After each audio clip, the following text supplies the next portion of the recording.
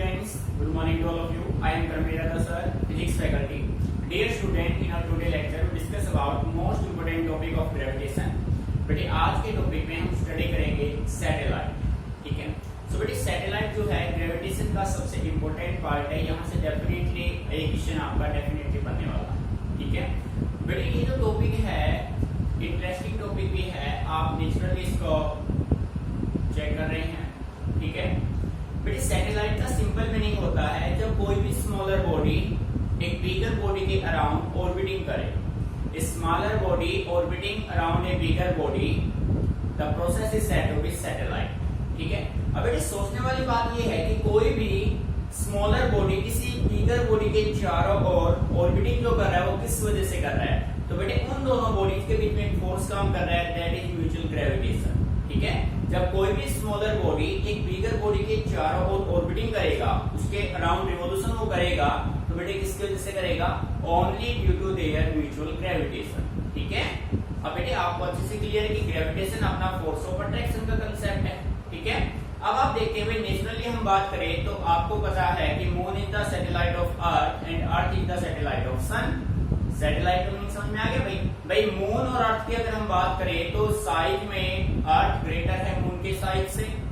सन और अर्थ की हम बात करें तो साइज ऑफ सन ग्रेटर है साइज ऑफ अर्थ से। सो प्यारे बच्चों, जैसा कि हम सभी जानते हैं मून रिवॉल्व करता है around earth and earth revolve around sun. So बेटे जब कोई स्मॉलर बॉडी किसी बिगर बॉडी के चारों ओर ऑर्बिटिंग करेगा तो उस प्रोसेस को आप क्या नाम दोगे, उसका नाम होगा सैटेलाइट, ठीक है। और बेटे अब आपसे ये पूछा जाए कि भाई कोई भी स्मॉलर बॉडी किसी बिगर बॉडी के चारों ओर क्यों रिवॉल्यूशन कर रहा है, किस वजह से कर रहा है, तो बेटे उसका रीजन होगा due to their mutual gravitation, ठीक है। सो प्यारे बच्चों हेडिंग बना लीजिए। आज का अपना नेक्स्ट टॉपिक है, इंपोर्टेंट टॉपिक है satellite,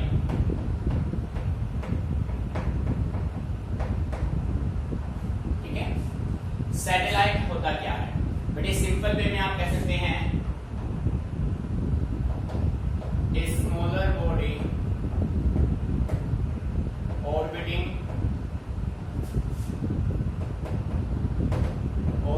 around a bigger body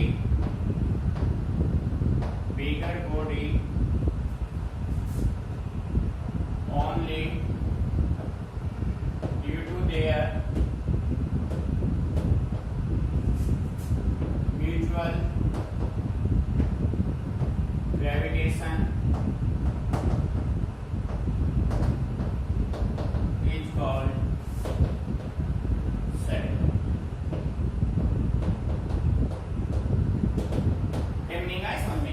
जब कोई स्मॉलर बॉडी ऑर्बिटिंग अराउंड करे बिगर बॉडी के तो जो प्रोसेस होगा उसका नाम क्या होगा, सैटेलाइट, ठीक है। For example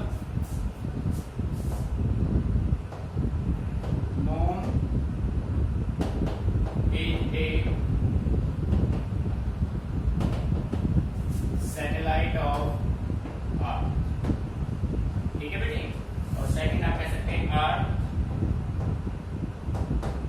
is a satellite of sun, ठीक है बेटे। अगर हम साइज की बात करें, अर्थ और मून के साइज की बात करें तो अर्थ का साइज ग्रेटर है मून के साइज से। यदि हम अर्थ और सन को कंपेयर करें तो सन का साइज ग्रेटर है अर्थ के साइज से। तो सिंपल वे में आप कह सकते हैं जब कोई स्मॉलर बॉडी एक बिगर बॉडी को ऑर्बिटिंग करता है तो वो प्रोसेस कौन सा होता है, that is said to be satellite. Meaning समझ में आ रहा है।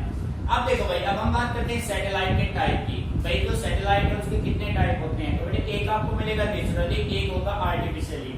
सो बेसिक वे में हम कह सकते हैं satellite is of two type, one is natural, second will be artificial, ठीक है। सो बेटे लेबोरेटरी में जो आप प्रिपेयर करते हैं ना, जो आप लेबोरेटरी में बनाते हैं वो सारे होंगे आर्टिफिशियल, और जो नेचुरली है जैसे मून अर्थ ये सभी क्या है, ये है नेचुरल सैटेलाइट, ठीक है। सो बेटे हेडिंग बना लीजिए, types of satellite. Point number 1 natural satellite,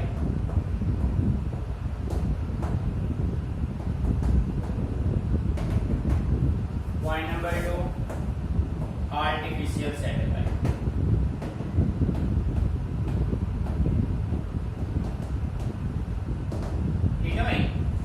एक होगा नेचुरल, दूसरा होगा आर्टिफिशियल। क्लियर? तो बेटे नेचुरल की अगर हम बात करें जो हमें नेचर से मिले हैं, जैसे moon is the satellite of earth, earth is the satellite of sun, तो ये दोनों आपके हो जाएंगे natural satellite. Clear? Natural satellite में आप डेफिनेशन की हम बात करें तो आप कहेंगे moon is a satellite of Earth and Earth is a satellite of Sun। प्यारे बच्चों ये डेफिनेशन आपके हो गया नेचुरल सैटेलाइट का, ये सभी नेचुरल हैं। ठीक है, अब हम बात करें आर्टिफिशियल सैटेलाइट की। So we can say that the man-made satellites, the man-made satellites are called artificial satellite। For example, Aryabhata. India का जो पहला सैटेलाइट था ना वो कौन सा था? आर्यभट्टा था। ठीक है, जिसको 24 अप्रैल 1975 को लॉन्च किया गया था। क्लियर? सेकंड आप कह सकते हैं इनसैट सीरीज। बेटे इनसैट की काफी सीरीज है, इनसैट 1, इनसैट 2, इनसैट 3। आप जैसे हम कह सकते हैं PSLV, GSLV। ठीक है, तो ये सभी मैन मेड सैटेलाइट्स हैं जिनको हम कैटेगरी में रखेंगे आर्टिफिशियल सैटेलाइट। मीनिंग समझ में आ रहा है बेटे? ठीक है बेटे, कंसेप्ट को आपको समझना अच्छे से, एक एक टॉपिक को माइंड में सेट करना है, रटना नहीं चीजों को, समझ के चलना है। ठीक है, एक बार इसको नोट कर लो, फिर बात करते हैं principle of launching A satellite.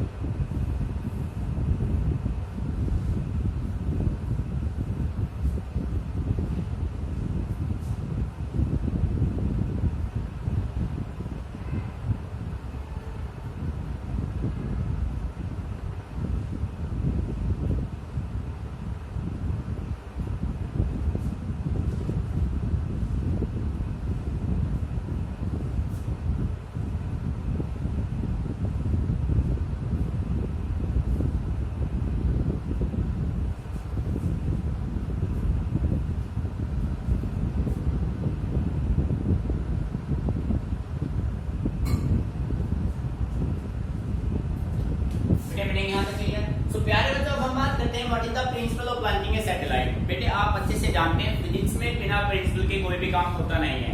सो भाई किसी भी सैटेलाइट को जब आपको लॉन्च करना होगा तो उसका प्रिंसिपल क्या है? ठीक है, सो बेटे सिंपल वे में मैं कह सकता हूँ, मान लीजिए ये कोई सैटेलाइट है, आप इस सैटेलाइट को लॉन्च करना चाहते हैं तो आप क्या करेंगे?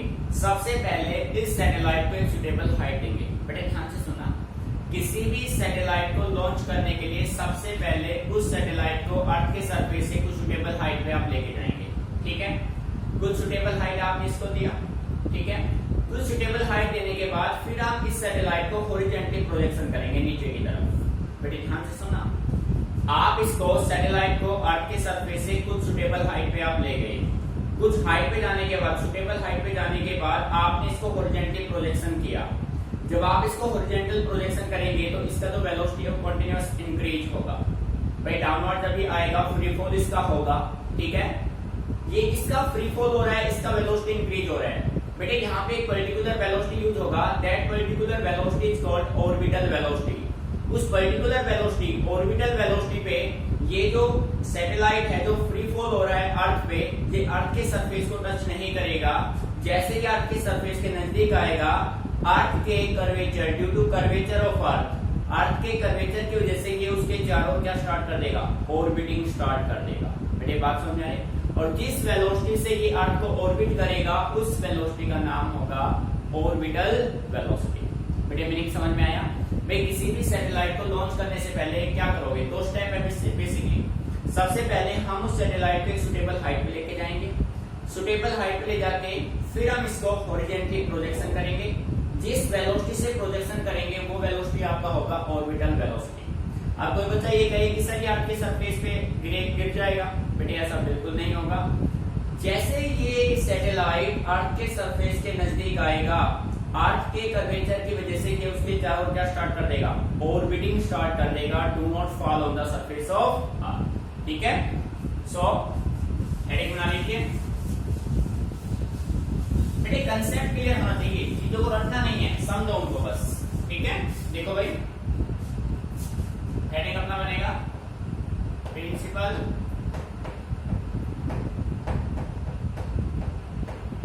Of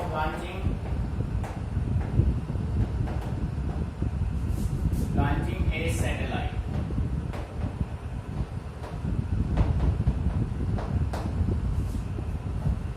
Principle of launching a satellite. So प्यारे बच्चों, किसी भी सैटेलाइट को लॉन्च करने के लिए दो कंडीशन है। So we can see right here, launching of a satellite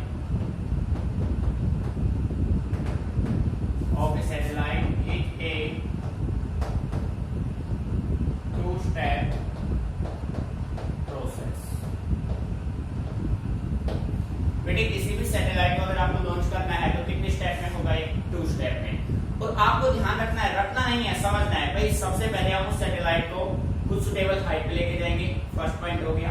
height पे ले जाने के बाद इसको हॉरिजॉन्टली प्रोजेक्शन करेंगे। हॉरिजॉन्टली प्रोजेक्शन जिस वेलोसिटी से करेंगे वो वेलोसिटी आपका क्या होगा, ऑर्बिटल वेलोसिटी। ठीक है, सो फर्स्ट पॉइंट आपका होगा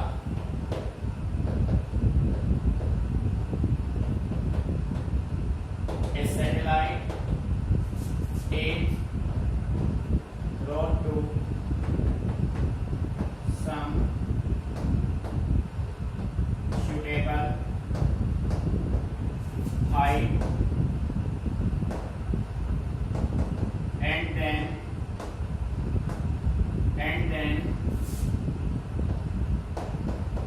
it is projected horizontally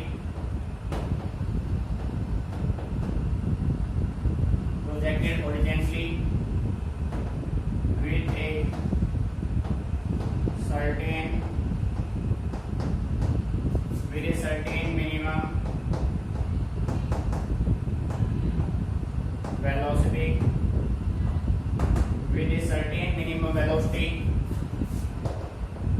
called orbital velocity. It falls on Earth.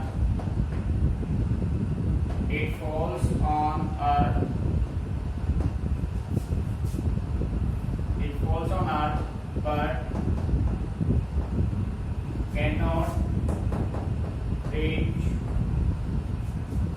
cannot reach the surface of Earth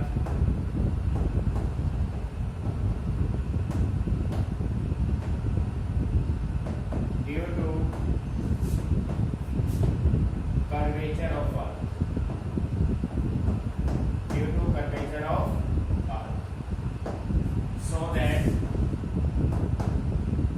So that it start orbiting the Earth. बेटे ध्यान दीजिए, कंसेप्ट बिल्कुल सिंपल है। क्या करोगे आप, किसी भी सैटेलाइट को लॉन्च करने के लिए launching of satellite is a 2 step process. सबसे पहले हम उस सैटेलाइट को एक सुटेबल हाइट प्रोवाइड कराएंगे, सुटेबल हाइट देने के बाद उस सैटेलाइट को हॉरिजॉन्टली प्रोजेक्शन करेंगे। It is projected horizontally with a certain minimum velocity called orbital velocity. It falls on earth but can not reach the surface of earth due to curvature of earth. बेटे earth के surface के नजदीक आते उसको क्या start कर देगा, orbiting start कर देगा, अर्थ के सरफेस को टच नहीं करेगा। क्यों नहीं करेगा, due to curvature of earth. नहीं समझ में आ रहा है? सो देखो प्रोसेस ये होगा भाई, ये हो गया अर्थ,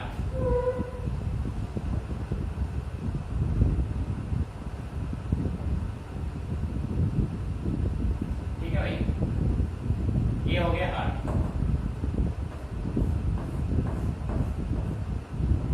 नहीं समझ में आया? अब हमने किसी सैटेलाइट को लॉन्च किया तो सबसे पहले हमने उसको कुछ सुटेबल हाइट दी। सैटेलाइट का मास कितना हो गया कैपिटल एम, अर्थ का मास कितना हो गया सैटेलाइट का स्मॉल m, अर्थ का हो गया कैपिटल M। उसको सुटेबल आपने हाइट दिया, ठीक है बेटे, बात समझ में आ रही है। अब आपने इसको एक सर्टेन मिनिमम वेलोसिटी से लॉन्च किया, दैट इज ऑर्बिटल वेलोसिटी, और ये ऑर्बिटिंग स्टार्ट कर देगा v0 स्पीड से, और ये कंडीशन ये मेंटेन करेगा,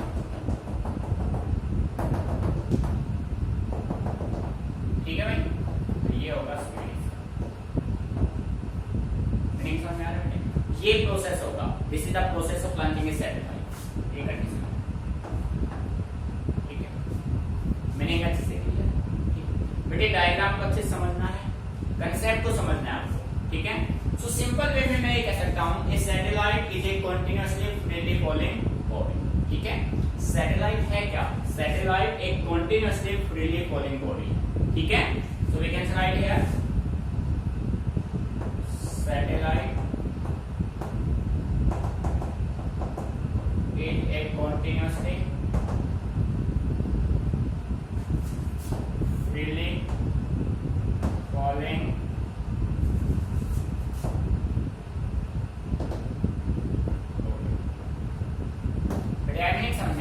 सिंपल वे में आप ये कह सकते हैं कोई भी सैटेलाइट है ना, वो एक फ्रीली फॉलिंग बॉडी, ठीक है।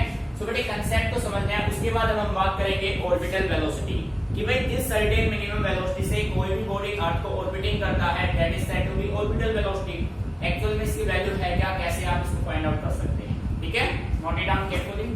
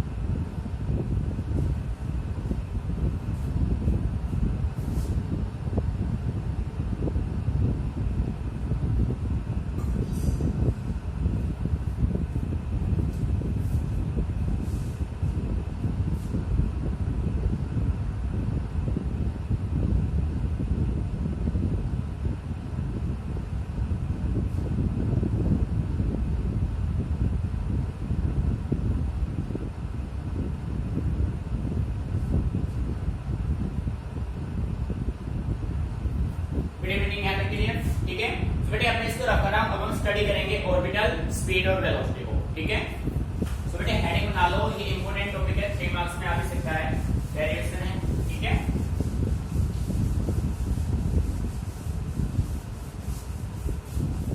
तो बेटे नेक्स्ट टॉपिक आपका होगा ऑर्बिटल वेलोसिटी, देखो important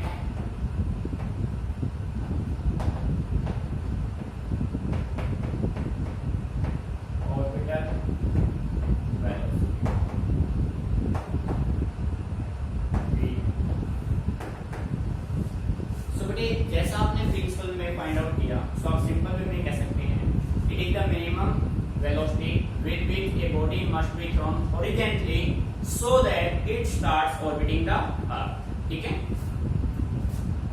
it is the minimum velocity with which a body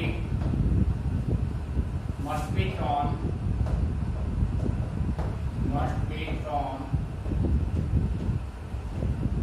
horizontally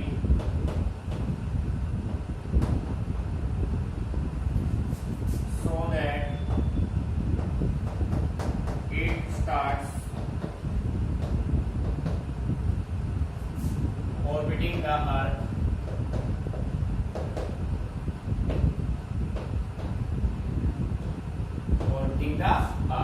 ठीक है। सो बेटे ऑर्बिटल वेलोसिटी का मीनिंग अच्छे से क्लियर हो गया। Wait is the minimum velocity with which a body must be thrown horizontally so that it starts orbiting the earth. तो बेटे कंडीशन ये मेंटेन आप करेंगे, ये देखो भाई ये हो गया अर्थ, ठीक है, अर्थ।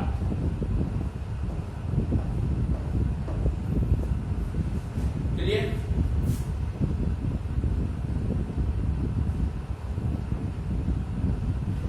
यहाँ पे ये बॉडी ले लिया, सैटेलाइट ले लिया जिसका मास क्या है m।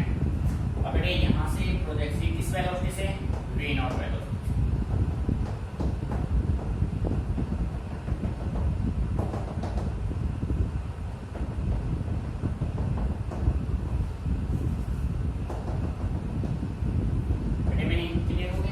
ठीक है भाई, तो ये कंडीशन आप यहां से मेंटेन करेंगे।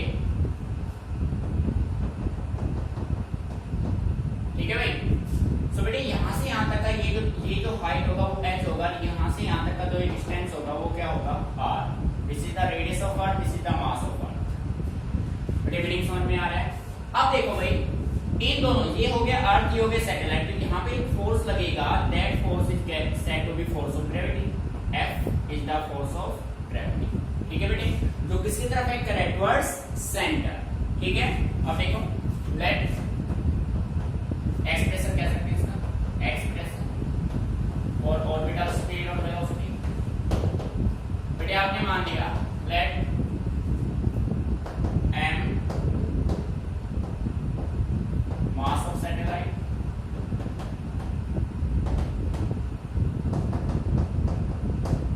मास ऑफ प्लेनेट। भाई प्लेनेट अपना अर्थ एक प्लेनेट ही है। ठीक है भाई, मास ऑफ अर्थ कह सकते हैं, मास ऑफ प्लेनेट कह सकते हैं। Capital R radius of earth, small R radius of orbit. ठीक है भाई, तो बेटे आप कह सकते हैं, उसके बाद क्या बच गया भाई, v not orbital velocity, orbital velocity. बेटे मीनिंग समझ में आ रहा है? ठीक है भाई, ये हो गया अर्थ। अर्थ के सरफेस से कुछ हाइट पे आपने क्या मान लिया, एक सैटेलाइट लिया, कोई एक बॉडी लिया, उस बॉडी का मास क्या है, m। यहाँ पे जो बॉडी है वो अपना सैटेलाइट है। अब बेटे ये जो अर्थ है इस सैटेलाइट को अपनी तरफ क्या करेगा, अट्रैक्ट करेगा। ठीक है, so force of gravity find out कर सकते हैं। Force of gravity on satellite.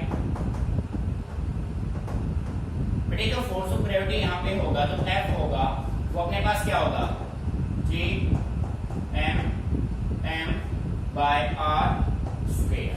Meaning आ रहा है समझ में? और ये जो फोर्स है, this the force of gravitation किसकी तरफ एक्ट कर रहा है, this force act towards centre. ठीक है, एक्ट टुवर्ड्स सेंटर। और बेटे ध्यान दीजिए, जो फोर्स सेंटर की तरफ एक्ट होता है, that force is said to be centripetal force. It means इस सैटेलाइट को अर्थ के चारों रिवॉल्व करने के लिए जो नेसेसरी सेंट्रीपिटल फोर्स मिल रहा है वो कौन प्रोवाइड कर रहा है, that is force of gravitation. ठीक है, so we can write here this force provides necessary CPF to the satellite।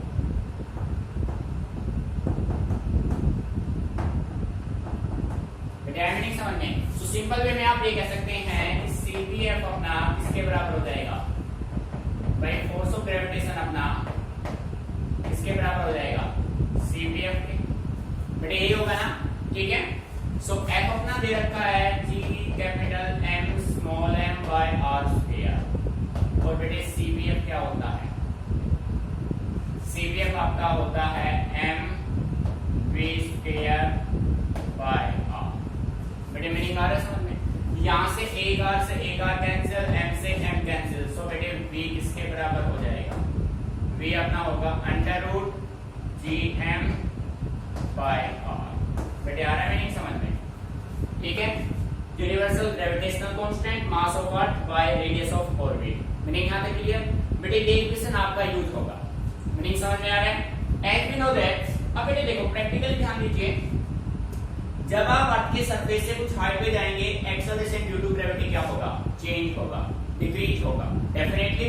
भाई सरफेस पे ग्रेविटी की वैल्यू 9.8 है, जैसे ही आप सरफेस से कुछ हाइट पे जाएंगे, एक्सेलरेशन ड्यू टू ग्रेविटी क्या होगा, डिक्रीज होगा। अब बेटे कितना डिक्रीज होगा वो आप फाइंड आउट कर सकते हैं, पर डेफिनेटली डिक्रीज होगा। So we can say that equal to gm by r square. बेटा ये होता है भाई g डैश किसके बराबर होगा, gm अपॉन r स्क्वायर। सो बेटा यहाँ से gm की वैल्यू क्या हो जाएगी, यहाँ से gm की वैल्यू यहाँ पे राइट कर देते हैं, gm की वैल्यू हो जाएगी g डैश r स्क्वायर और इसको कर दीजिए पुट इन 1। सो बेटे 1 में पुट करेंगे orbital velocity equal to under root g dash r square by r is equal to बेटे क्या आएगा g डैश r। मीनिंग समझ में आ रहा है, अच्छे से क्लियर। अब बेटे कंडीशन मेंटेन कर लीजिए, near the surface of earth, near the surface of earth, बेटे अर्थ की सरफेस के नजदीक g डैश किसके बराबर हो जाएगा, g के, और r किसके बराबर हो जाएगा, कैपिटल R के। ठीक है, इन वैल्यू को आप यहाँ पे पुट करेंगे तो अपना रिजल्ट कुछ ऐसे होगा, orbital velocity equal to under root gr। बेटे इनके वैल्यू पुट कर दीजिए आप, अंडर रूट g की वैल्यू 9.8, 6.4, 10 की पावर 6। सो बेटे v नॉट आपका आएगा 7.92 kilometre per second. This is your required result. So बेटे ऑर्बिटल स्पीड क्या होगा, 7.92 किलोमीटर पर सेकेंड होगा। ठीक है, तो प्यारे बच्चों ये कंडीशंस अच्छे से ऑब्जर्व करने हैं आपको, ये रिजल्ट्स आपको माइंड में रखना है, ये और ये दोनों रिजल्ट्स इंपॉर्टेंट है।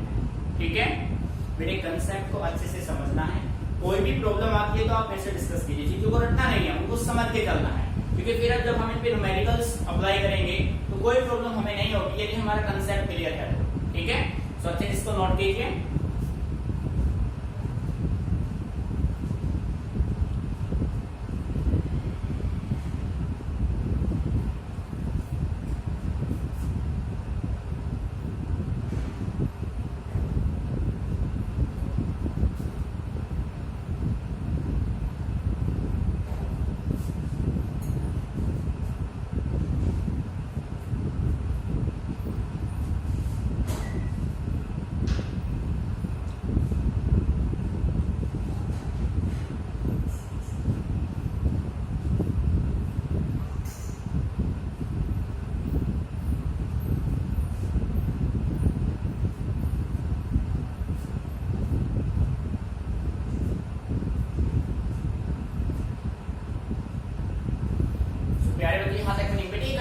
मेंटेन किया कि भाई जी डैश आपका होगा change in acceleration due to gravity at height h।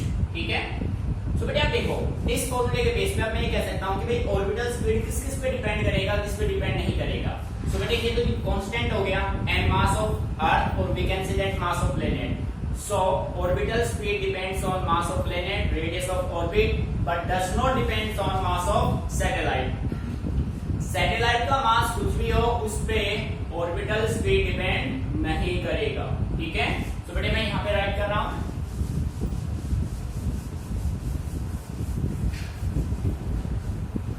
Focus कीजिए।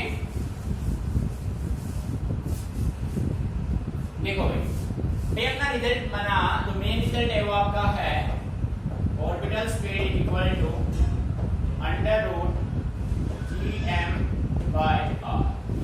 बेटे इस रिजल्ट के बेस पे मैं कह सकता हूं ऑर्बिटल वेलोसिटी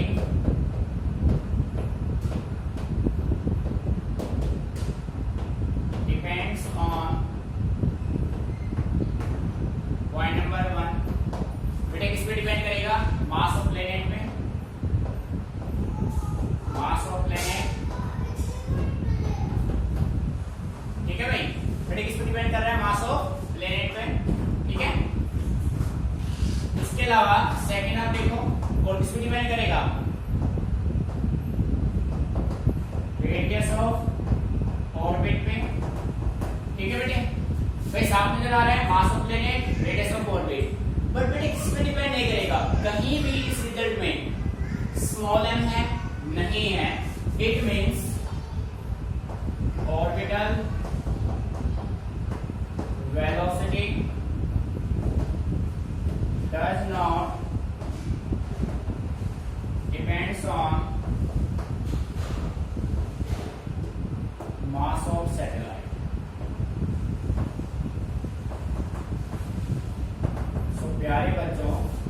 सैटेलाइट जो आप लॉन्च कर रहे हैं, सैटेलाइट का मास कुछ भी हो, उससे अपने ऑर्बिटल स्पीड पे कोई इफेक्ट नहीं होगा।